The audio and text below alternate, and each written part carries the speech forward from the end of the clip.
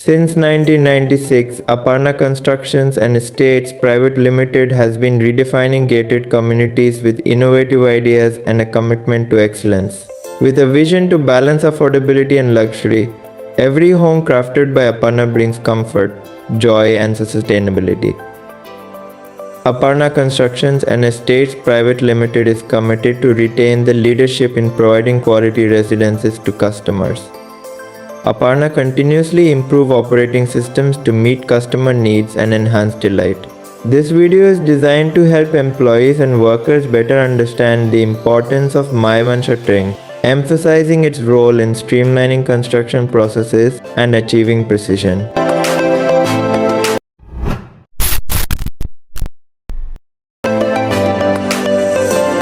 Welcome to this video on MIVAN shuttering, a groundbreaking construction technology that is transforming high-rise building projects around the world. MIVAN shuttering is an advanced aluminum formwork system introduced by MIVAN Company Limited in 1990. This innovative system is designed for fast, efficient, and economical construction, particularly for high-rise and mass housing projects. Now that we've introduced MIVAN shuttering and its role in transforming modern construction, let's take a closer look at the key advantages this innovative system offers. Advantages of MIVAN shuttering. One of the biggest advantages of MIVAN shuttering is its fast construction process, made possible by the quick assembly of lightweight components and the simultaneous concreting of walls and slabs. This not only speeds up construction timelines but also reduces overall project costs significantly. Another key benefit is its high durability and seismic resistance. The monolithic structure created by this system enhances the building's strength and ensures superior performance during earthquakes, thereby increasing the structure's lifespan. Additionally, MIVAN shuttering is designed with minimal joints, which helps in reducing water leakages. This makes it an ideal choice for watertight constructions, improving durability and lowering long-term maintenance needs. Moreover, this technology offers a superior finish and unmatched accuracy, eliminating the need for extensive plastering and ensuring a clean, polished look. Finally, the system's efficient design also leads to a reduced labor requirement, making it highly cost-effective and practical for large-scale construction projects. With all these advantages, MIVAN shuttering continues to revolutionize the way we approach high-rise and mass housing construction. Now that we've seen the advantages of MIVAN shuttering, we now shift focus to an essential element of the process: the tools and equipment that make its seamless execution possible. Tools and equipment. Total station and accessories. Ensures precise layout and alignment during construction. Auto level. Used for accurate leveling across the site. String line. Helps in maintaining straight edges and alignment. Measuring tape. A basic but essential tool for accurate measurements. Steel bending machine. Facilitates the bending of reinforcement bars with precision. RMC plant. Provides consistent and high quality concrete for the project. Transit mixer, used to transport concrete efficiently from the plant to the site. Needle vibrator, ensures proper compaction of concrete, removing air pockets for better strength. Bending hook, a tool for manually bending and tying reinforcement bars. Plumb bob, a simple but effective tool used for checking vertical alignment, ensuring accurate transfer of reference points. Laser line instrument Leno P5 projects precise laser points for layout and alignment during construction. Laser line level instrument GLL3 ensures precise horizontal and vertical leveling, simplifying alignment of formwork and other components. Laser measuring instrument GLM500 provides highly accurate distance measurements, helping with layout precision and efficient positioning of formwork. Grapper, used for cleaning and maintaining formwork surfaces. Panel puller, a specialized tool used for detaching and adjusting formwork panels during the dismantling or alignment process. Now shifts to wall tie related tools. Wall tie puller, essential for removing wall ties effectively without damaging the formwork or surrounding surfaces. Hammer, used for chipping the wall tie hole edge before hole packing and securing components. Small trowel, used for packing the wall tie hole. Nose pliers, used for removing PVC sleeves from the wall tie hole before packing. And components are: wall tie, ensures proper spacing and alignment between formwork panels. Stub pin, locks and secures formwork panels effectively. After discussing the components for wall ties, we now introduce the kicker bolt components, which are crucial for anchoring and aligning formwork at the base. These include: kicker bolt, ensures the formwork is securely fixed and aligned at the base level. Hexagon nut secures the kicker bolt firmly in place. Flat washer distributes the load evenly and protects the formwork surface. PVC con maintains proper spacing and alignment for formwork panels. PVC pipe sleeve acts as a spacer and prevents concrete from entering the kicker bolt assembly.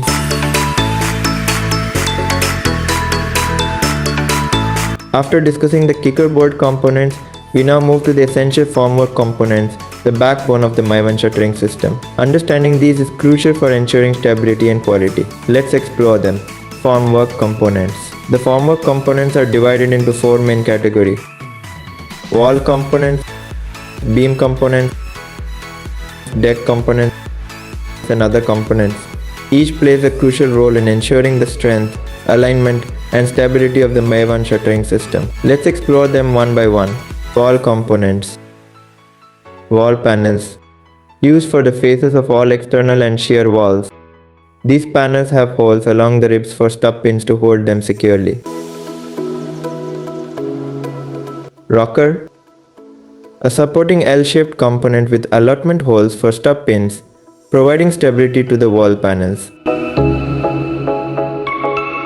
Kicker, a starter piece placed in the correct position and aligned to hold the entire arrangement intact. It is fixed above the lower floor wall panels before concreting. Stub pin.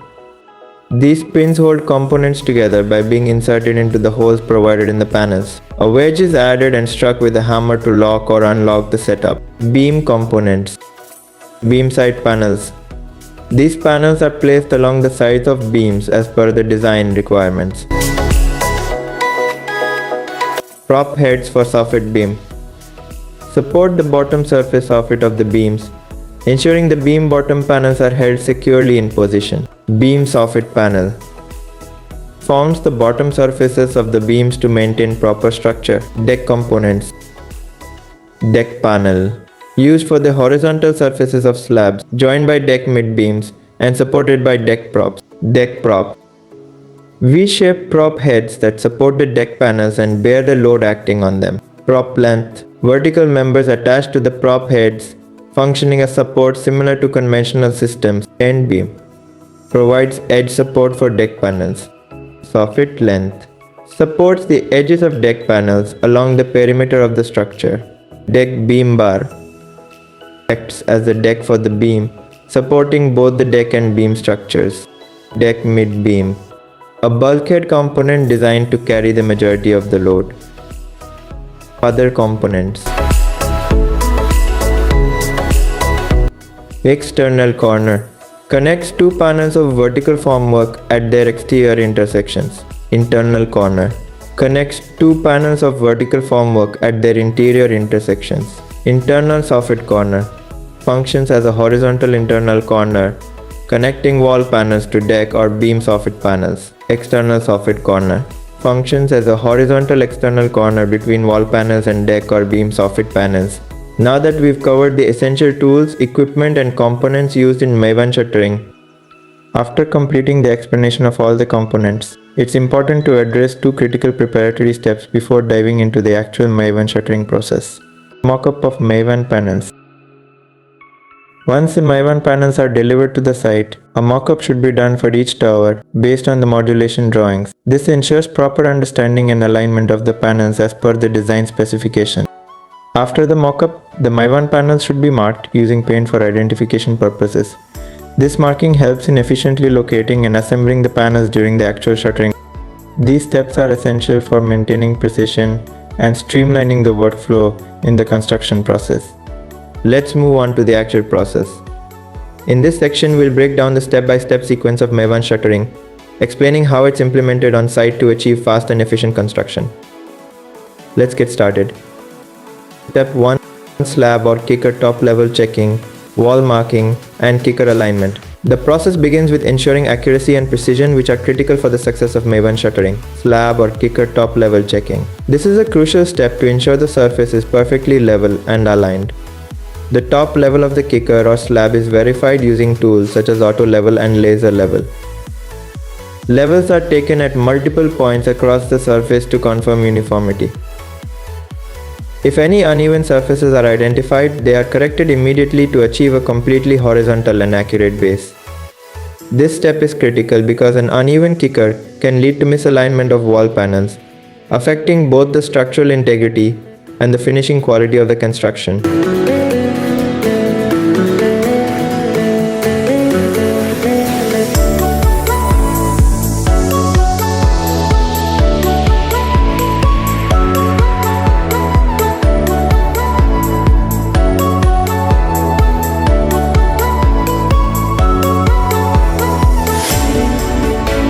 Once the levels are confirmed, the next task is wall marking and kicker alignment. Wall marking and kicker alignment. The next step is transferring the vertical reference points from the below floor to the current level. This is achieved using precise instruments such as an optical plumb or a laser level, which are essential for maintaining building verticality.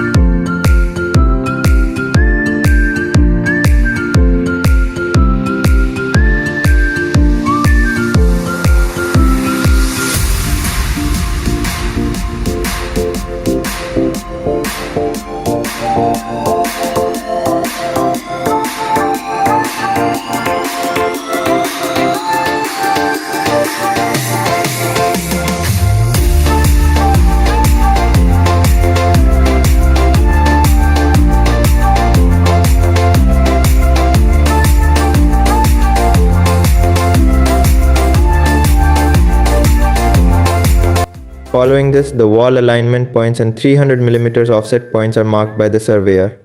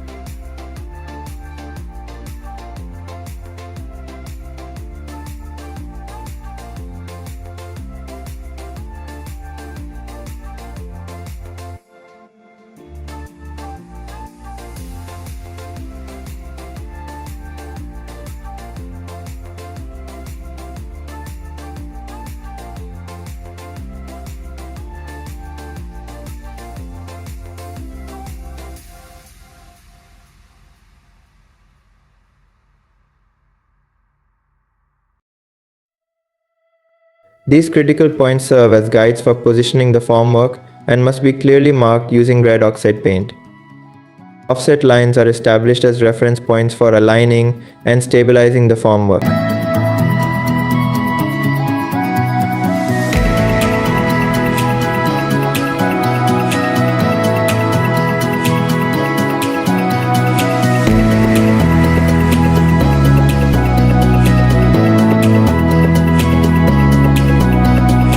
These ensure accurate wall positions, followed by marking essential areas such as corridors and lift shafts to prepare for formwork installation.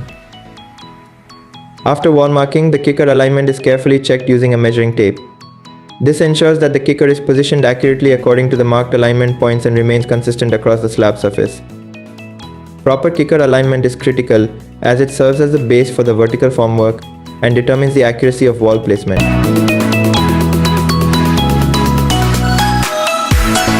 Once the kicker alignment has been thoroughly checked and confirmed to be accurate, the focus shifts to preparing for the safe execution of subsequent tasks.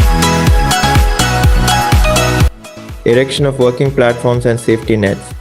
Wall and floor mounted platforms are set up to provide workers with safe and stable access for tasks at height, such as reinforcement and formwork placement. These platforms ensure efficiency in construction activities.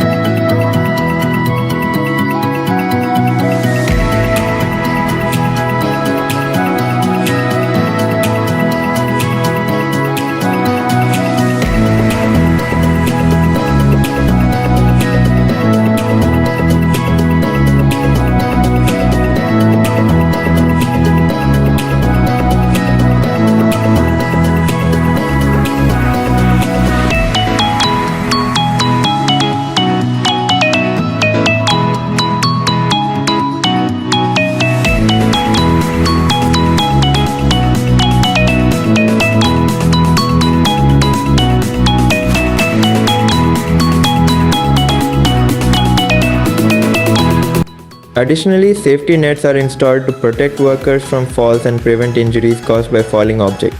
This step is crucial for workplace safety and the smooth execution of external wall reinforcement activities. Once the working platform and safety nets are securely erected, the next step is to proceed with the reinforcement work. Reinforcement work must strictly follow structural drawings to ensure the building's strength and safety. A bar bending schedule should be available on site before reinforcement begins. This schedule specifies the size, shape, and position of reinforcement bars. Always cross-check with structural drawings to avoid discrepancies. Survey marking should be completed before shifting steel onto the slab.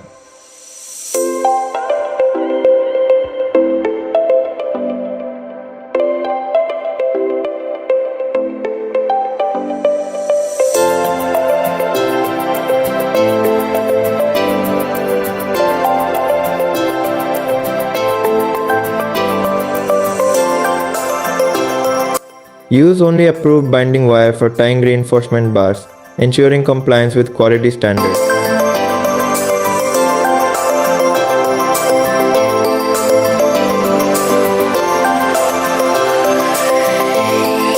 Wall reinforcement tying permission should not be given if no staggering of slabs provided.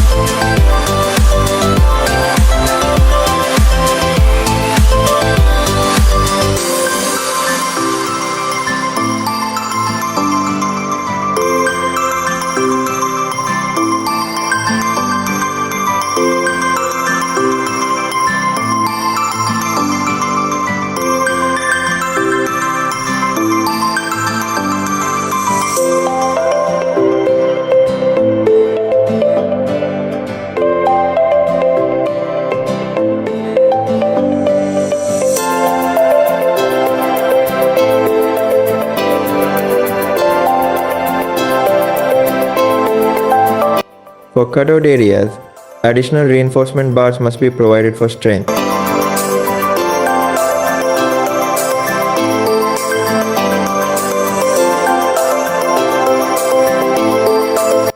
When bars of two different diameters are to be spliced, the lap length shall be calculated on the basis of diameter of the smaller bar.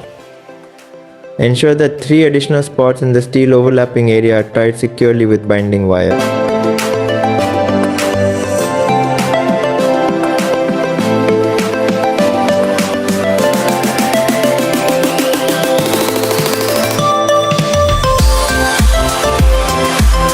Place GI mesh at trimmer bar areas to prevent cracking and enhance stability.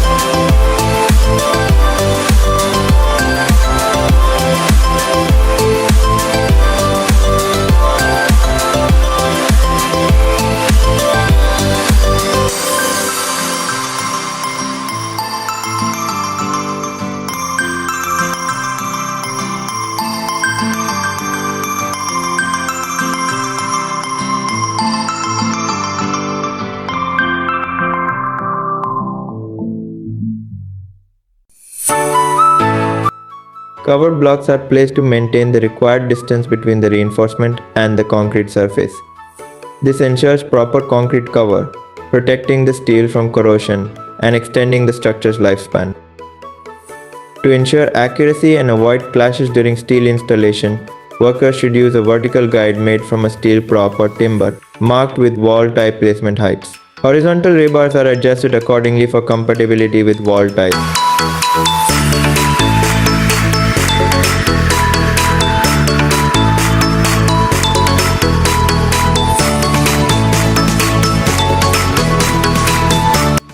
Before inspection, verify that all reinforcement work adheres to structural drawings. Check the alignment, spacing of the bars and diameter of bar, spacing and lap length as per drawing.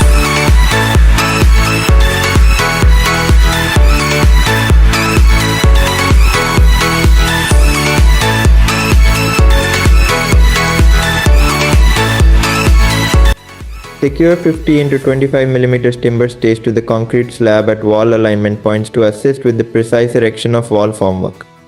Finally, clean and organize the site thoroughly before calling for inspection. A well-prepared site ensures a smooth inspection process and minimizes delays. Panel transfer to the above floor. After the reinforcement inspection is successfully completed, the next step is to transfer the MIVAN panels from the below floor to the above floor through the transfer box provision. The transfer box is a specially designed opening in the slab, usually located in the hall area, that facilitates the safe and efficient movement of panels. Panels are carefully passed through this opening to the above floor, ensuring they remain undamaged during the process.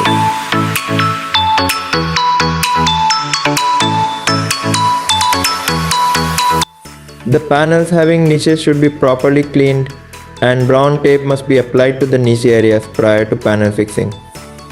The use of brown tape prevents concrete from adhering to the niche area of the panel and ensures easy destructuring of the panels after concreting.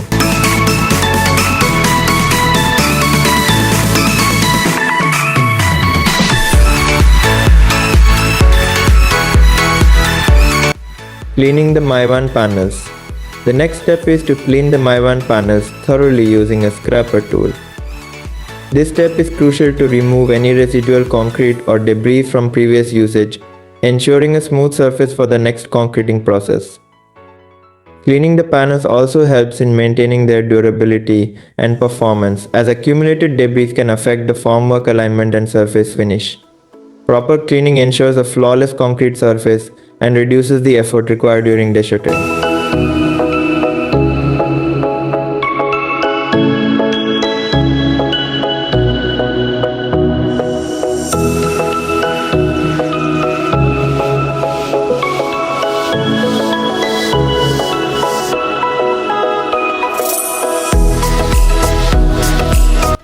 Application of shuttering oil. After cleaning and preparing the panels, apply shuttering oil using a roller. Ensure the oil is applied evenly and follows the correct methodology to achieve optimal results. Avoid excessive application, as excess oil can lead to imperfections in the concrete surface and affect the final finish. Properly applied shuttering oil ensures smooth destructuring and helps maintain the panel's quality for repeated use. Erection of wall panels. The next main step is to erect only one side of the wall panels first. Ensure internal side of the wall panels to be erected first, and then external side of the wall panels to be erected for ground floor only. Ensure external side of the wall panels to be erected first, and then internal side of the wall panels to be erected for above ground floor.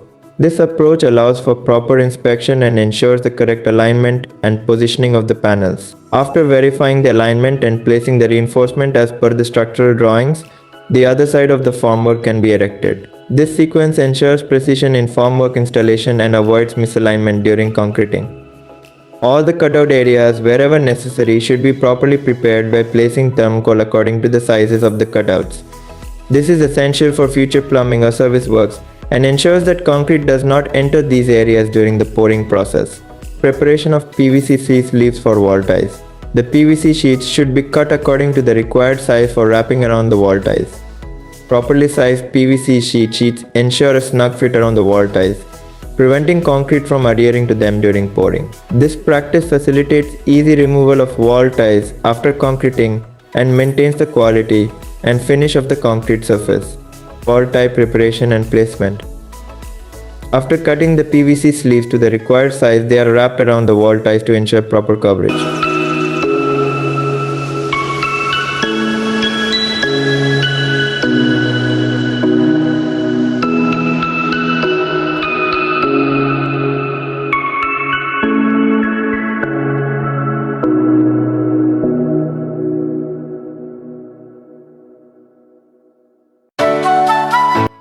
Next, the wall ties are dipped into shuttering oil to create a smooth, non-stick surface that facilitates easy removal after concreting. To avoid excess oil application, the wall ties are then shifted to an empty bucket for draining the surplus oil. It is strongly emphasized that use of grease on wall ties is not advisable. It is important that wall ties are kept clean in good condition and not left lying exposed on the floor slab to human traffic. Once prepared, the wall ties are placed onto the panels in their designated positions, ensuring secure alignment and stability of the formwork during the concreting process. Proper placement of wall ties is crucial to maintain the structural integrity and alignment of the wall panels.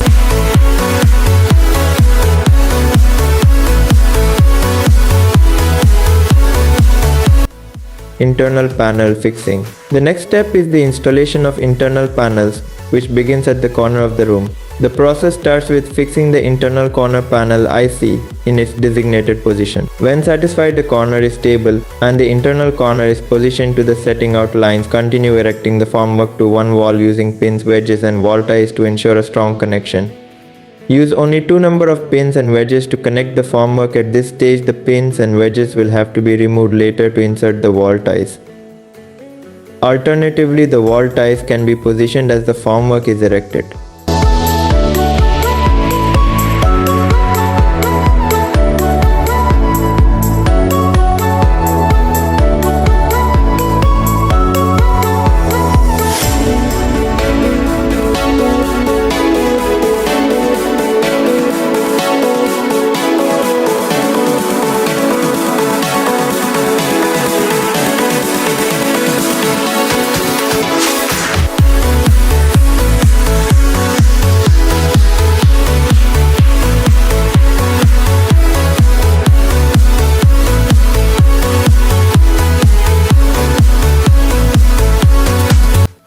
During the internal panel fixing process, electrical workers simultaneously install modular boxes and other necessary electrical services.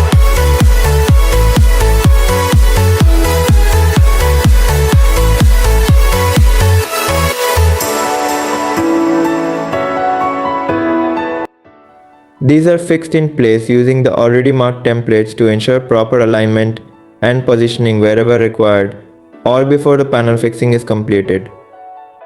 Fixing the modular boxes beforehand is highly beneficial as it eliminates the need for extensive concrete chipping later, streamlining the electrical installation process after concreting.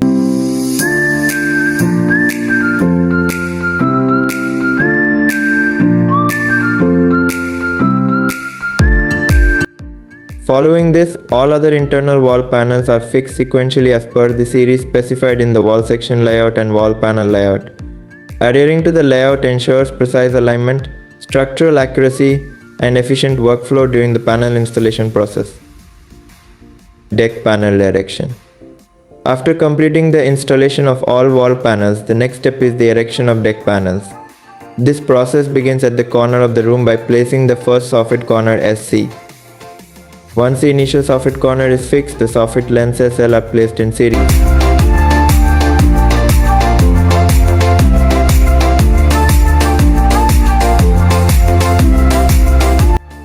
As each soffit length is installed, the next soffit corner is positioned and secured, continuing this sequence until all soffit corners and soffit lengths are in place. When connecting the soffit lengths and soffit corners to the vertical formwork, it is crucial to insert the pins from the top. This ensures the pins remain secure and prevents them from dislodging or falling out during the concreting process.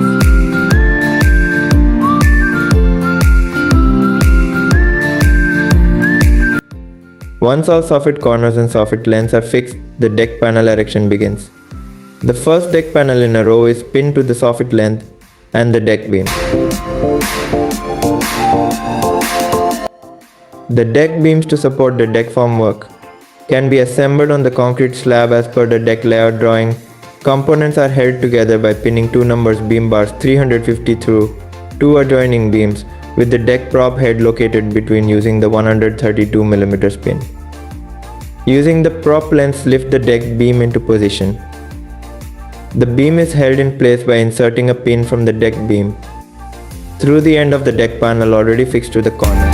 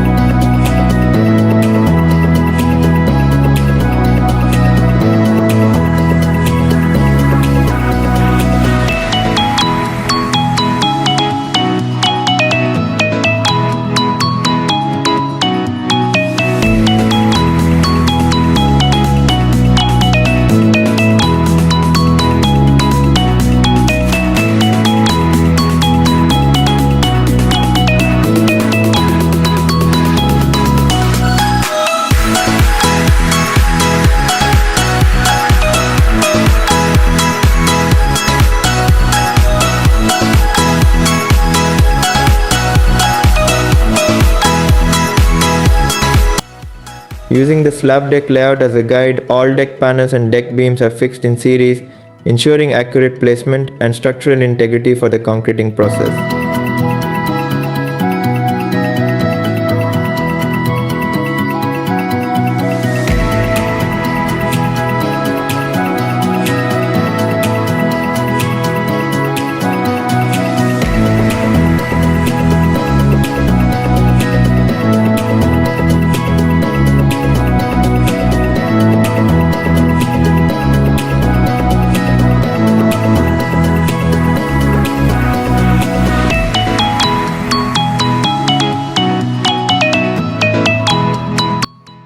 Kicker bolts. After completing the deck panel erection, ensure that all kickers are properly secured with kicker bolts. Depending on the length of the kicker, 2 kicker bolts are typically required. Aluminum formwork systems recommend preparing these bolts in advance to enable quick and easy installation.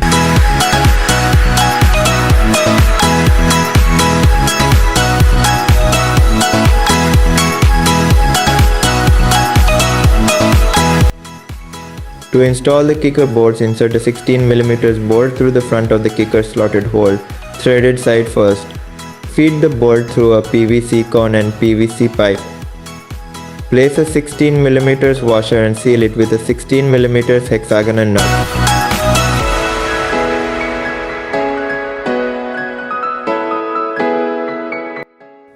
Ensure the kicker bolts are hand tight only, avoiding over tightening to maintain adjustability during the process. The kicker groove must be thoroughly checked for proper alignment to prevent future misalignments. Check the chaja groove for proper alignment before proceeding with slab reinforcement. Any misalignment found should be fixed prior to the slab reinforcement process. staircase shuttering sequence. The process begins by fixing the staircase lower wall panels. These panels outline the sides of the staircase and ensure the framework is aligned with the structural layout. Proper alignment guarantees the staircase dimensions meet design specifications.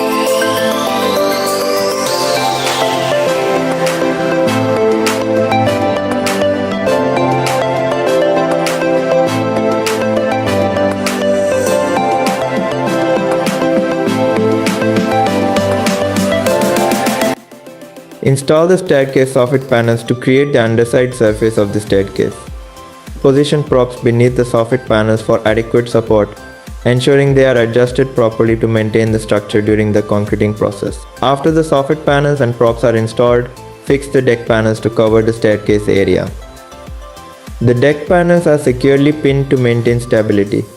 Ensure the panels are properly aligned and locked securely to maintain the continuity of the structure. After completing the deck panel fixing, check the level of the deck panels. Use a leveling device to ensure the surface is even and aligned correctly. Any discrepancies are corrected to maintain precision in the structure, as this will impact the accuracy of the staircase dimensions during concreting. With the deck panels in place, proceed with reinforcement work. Place and tie the reinforcement rebars as per the structural drawing. Ensure proper spacing and alignment of the bars for durability and strength. Install the upper wall panels to form the upper boundary of the staircase. Align these panels carefully to avoid gaps and ensure a proper fit.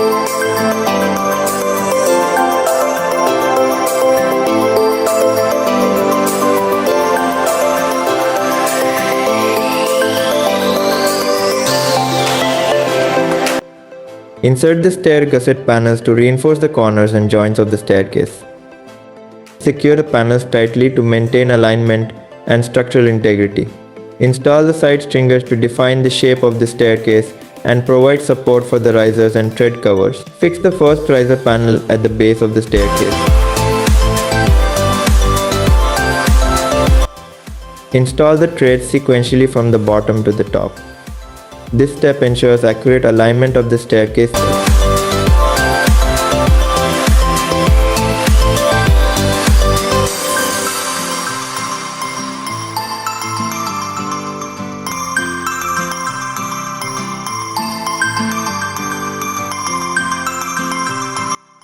After completing the steps of the first flight, fix the landing slab. The landing serves as a connecting platform between flights, ensuring a smooth and stable transition. It provides additional structural support and enhances the staircase functionality.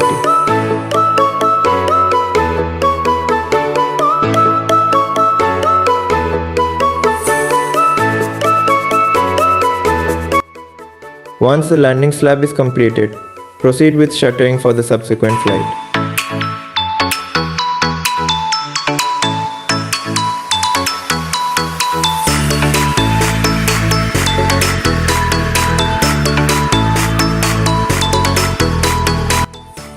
After fixing all the deck panels as per the slab layout, apply a thin, even layer of shuttering oil to the deck panel surfaces.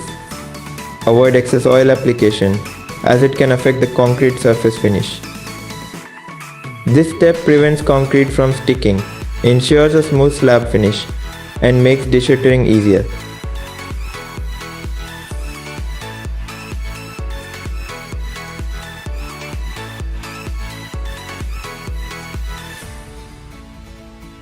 Once the oiling is done, the deck is ready for slab reinforcement placement, marking the next phase of construction. Slab reinforcement. Once the deck panels are erected and the shuttering oil is applied, the next crucial step is slab reinforcement. It is important to strictly follow the structural drawings for all reinforcement details to ensure accuracy and safety. A bar bending schedule (BBS) should always be available on site before starting the reinforcement work. However, the slab reinforcement must be double-checked against the structural drawings during execution. Before laying the reinforcement bars, marking with chalk must be done on the deck panels to indicate the exact spacing and location of the bars as per the structural drawings. This ensures precision during the placement of the bars.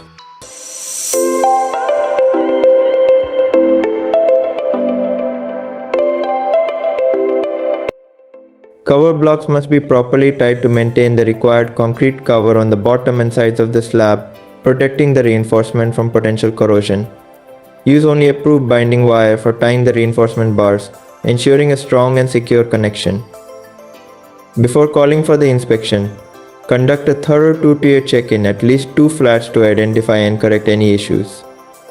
During the inspection, ensure that the size, spacing, location, and number of reinforcement bars align with the structural drawings and BBS.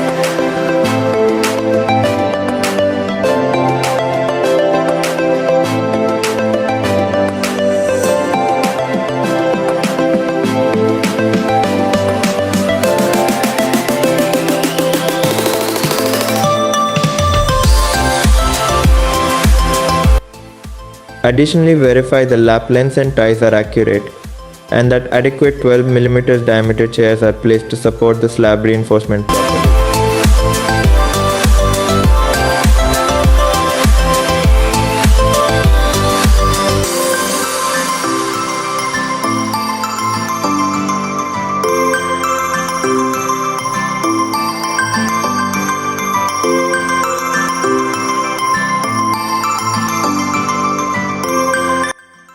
For wall alignment purposes, 3 layers of distribution reinforcement should be installed for the wall.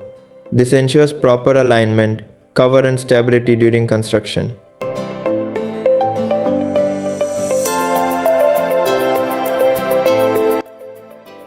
To prevent damage or displacement of the reinforcement, restrict personnel movement on the slab. If access is required, use planks or floor plates to create walkways, maintaining the integrity of the reinforcement. Once all these steps are complete, the slab will be ready for inspection.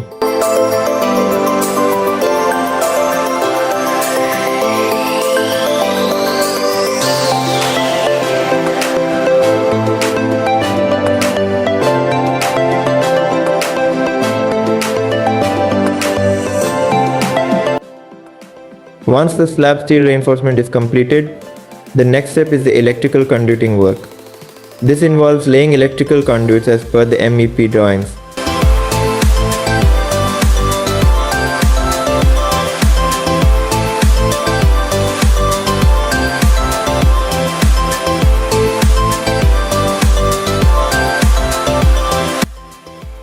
During this process, ensure the pipes are cut and joined properly using the approved methodology and solvent.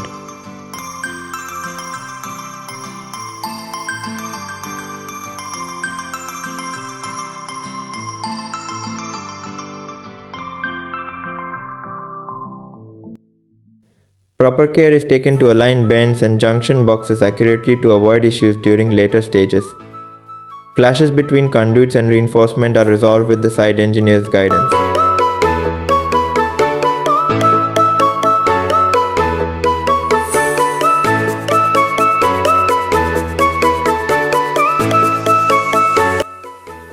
Fix the conduits securely to the reinforcement bars to prevent movement during concreting.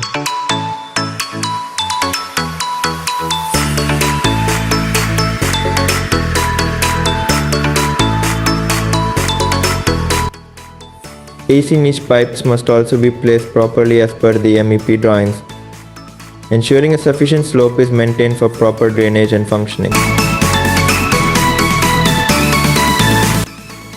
Additionally, all sunken area frames must be fixed appropriately to ensure proper levels are maintained, facilitating smooth construction in subsequent stages.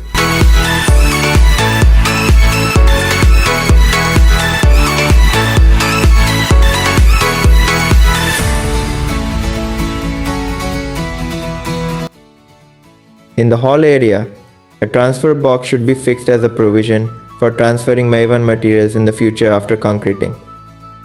It must be covered with brown tape and securely tied to the reinforcement to prevent misplacement during concreting. After installation, a thorough check ensures everything is secure and ready for inspection before concreting. Checks before concreting. After completing all the necessary steps, some crucial checks must be conducted before concreting to ensure quality, accuracy, and proper execution. Deck panel levels. The deck panel levels must be checked thoroughly using a laser line instrument to ensure they are properly aligned and level across the entire slab. Levels are taken at multiple points across the surface to confirm uniformity. This step ensures that the finished concrete surface will have a uniform thickness and proper alignment. The maximum allowable deviation in the level should not exceed 5 mm. Any discrepancies beyond this tolerance should be rectified immediately to avoid issues during or after concreting.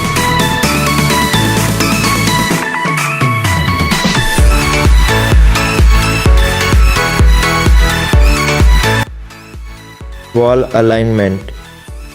The alignment of walls should be verified using a 300 mm offset line and a measuring tape to confirm the accuracy of wall positioning as per the layout.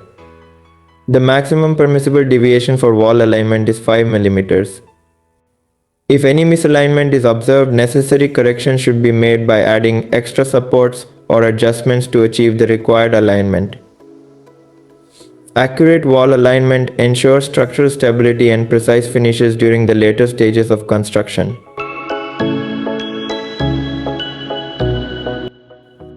Internal plumb check for wall panels. The internal plumb of the wall panels must be checked to ensure proper verticality.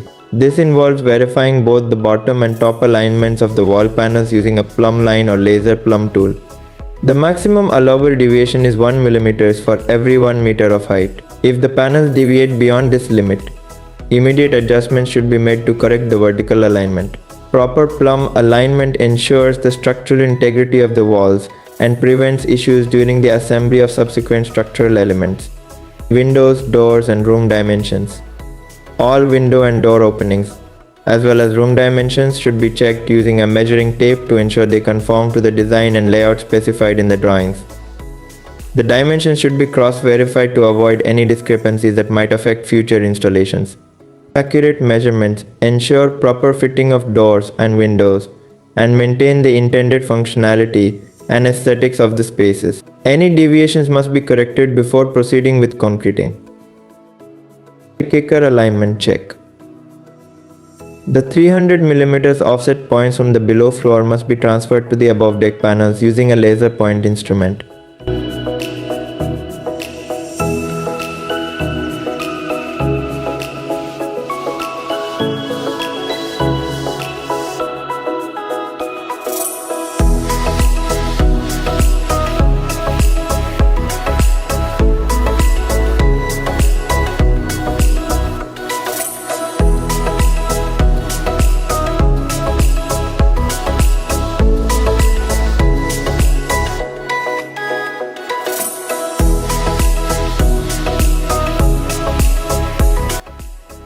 Using these transferred points as a reference, the kicker alignment must be checked using a measuring tape.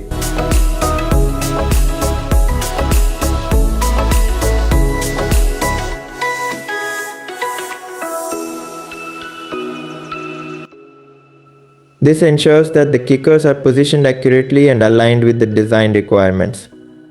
Proper kicker alignment is critical for ensuring the structural integrity and accurate placement of walls in subsequent stages. Any misalignment should be immediately corrected before concreting.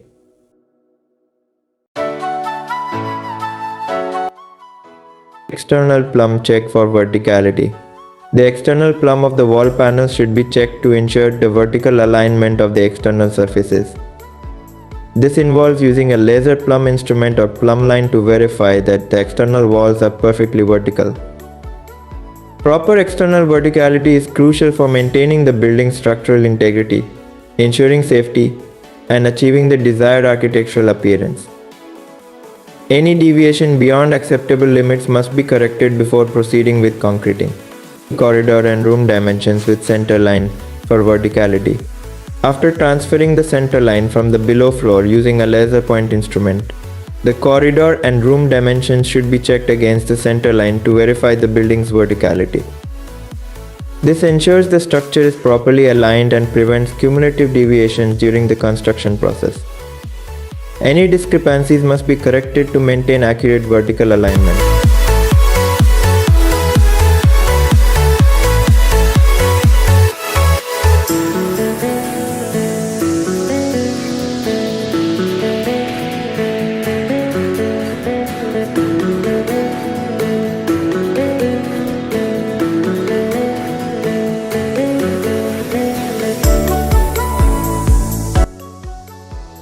Kicker top level check.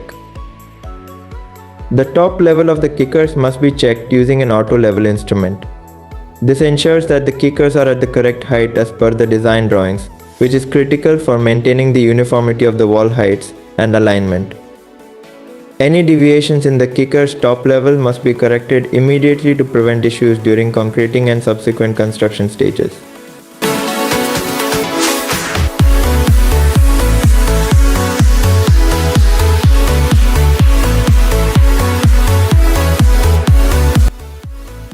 For areas designated as construction joints, where one concrete pour ends and the next begins, ensure that proper sill-fill foam is placed along the joint without any gaps or leakages.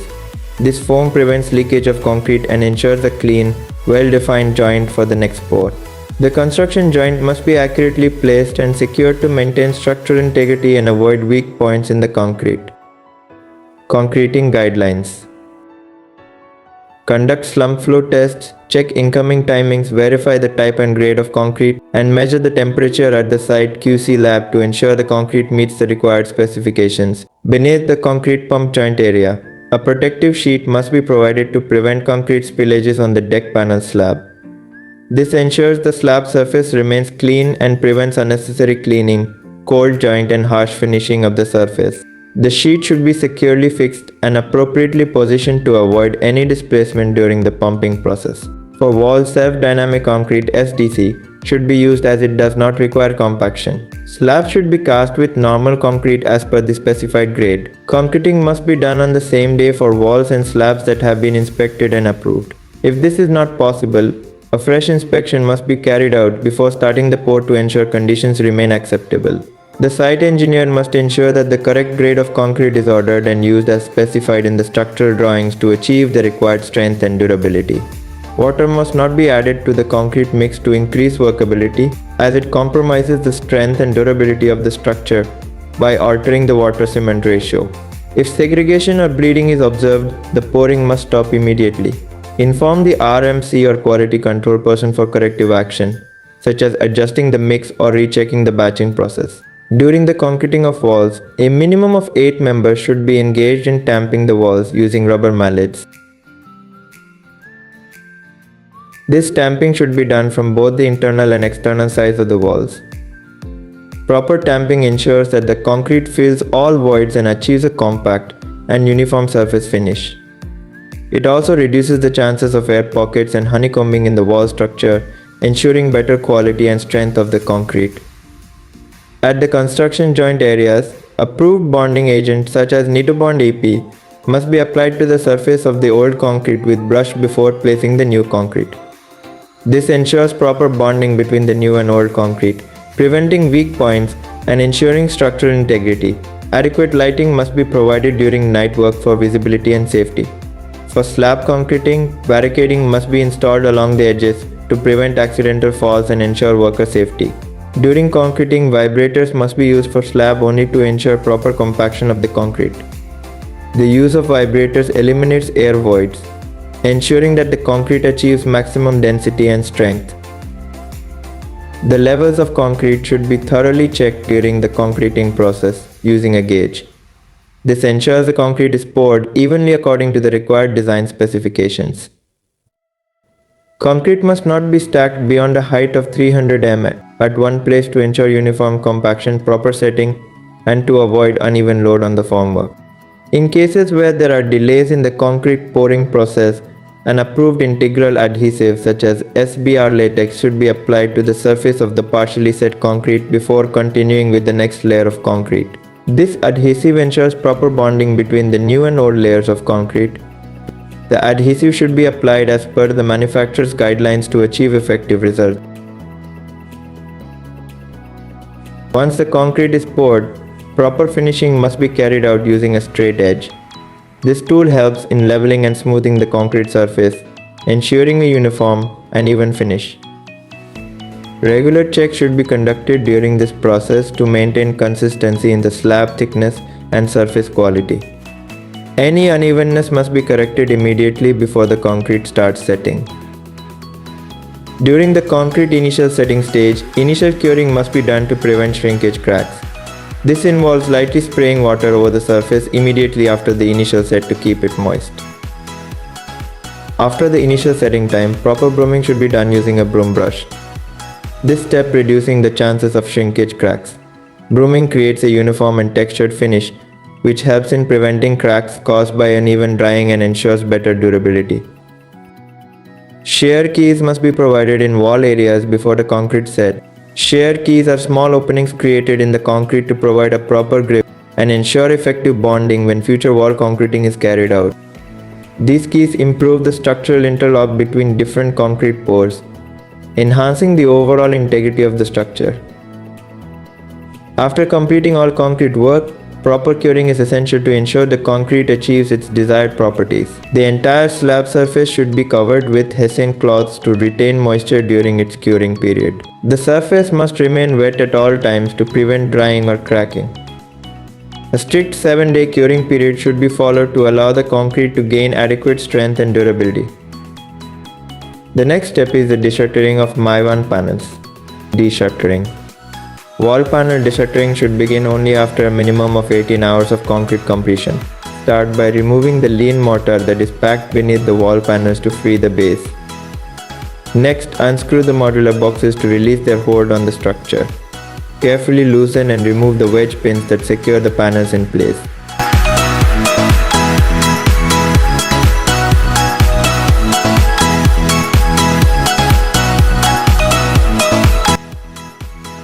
Finally, use a panel puller to detach and remove the wall panels without causing any damage to the panels or the concrete structure.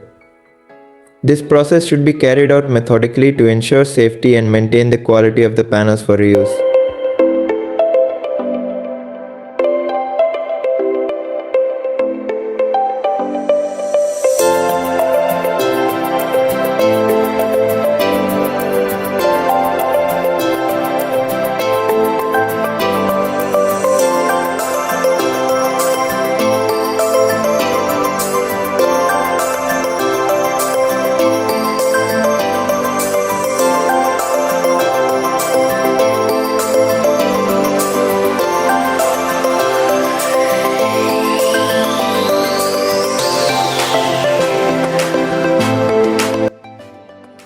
Afterward, all wall ties should be removed on the following day to ensure the surface is fully prepared for subsequent work.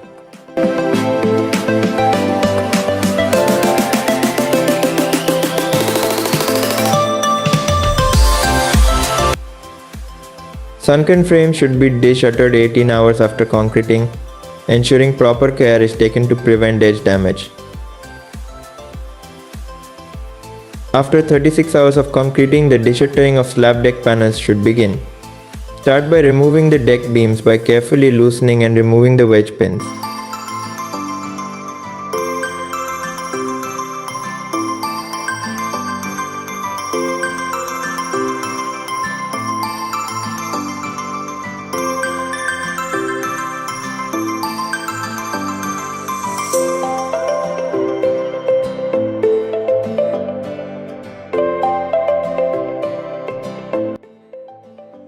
Once the deck beams are removed, proceed with the removal of the deck panels.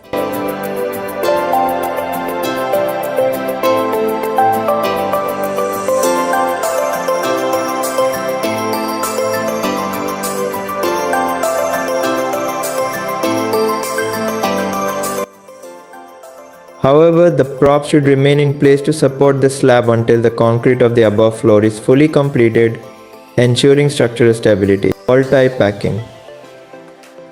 Next, the step is wall tie packing. The wall tie packing should be done using approved non-shrink growth material mixed with water according to the manufacturer's specifications. Before packing the hole, all PVC C-sleeves must be removed using a nose plier, and a small amount of chipping should be done around the wall tie hole.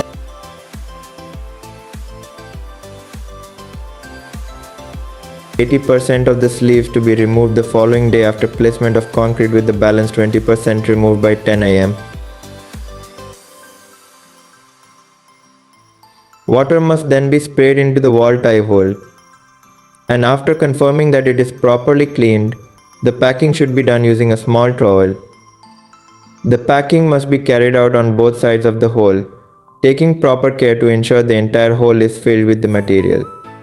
External wall tie holes packing should be done before removal of working platform.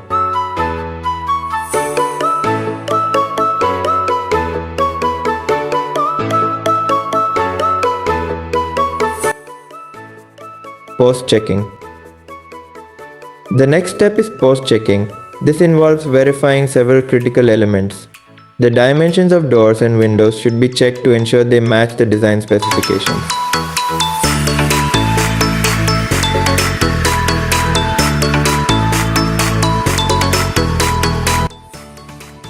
The width of walls, upstand walls, RWS shaft walls, and the RWS shaft itself should be measured for accuracy.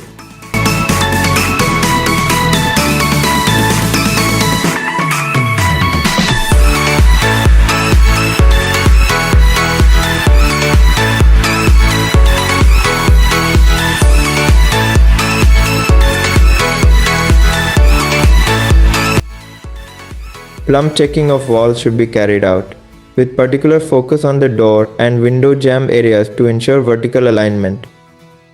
The alignment of charger drip molds should be checked to ensure they are correctly positioned. Wall ties packing must be inspected to confirm it has been done properly. Lastly, the walls should be carefully inspected to ensure they are free from honeycombing or other defects, and any extra material or unevenness should be addressed to achieve a smooth finish. The depth of sunken areas must be measured to ensure compliance with the design.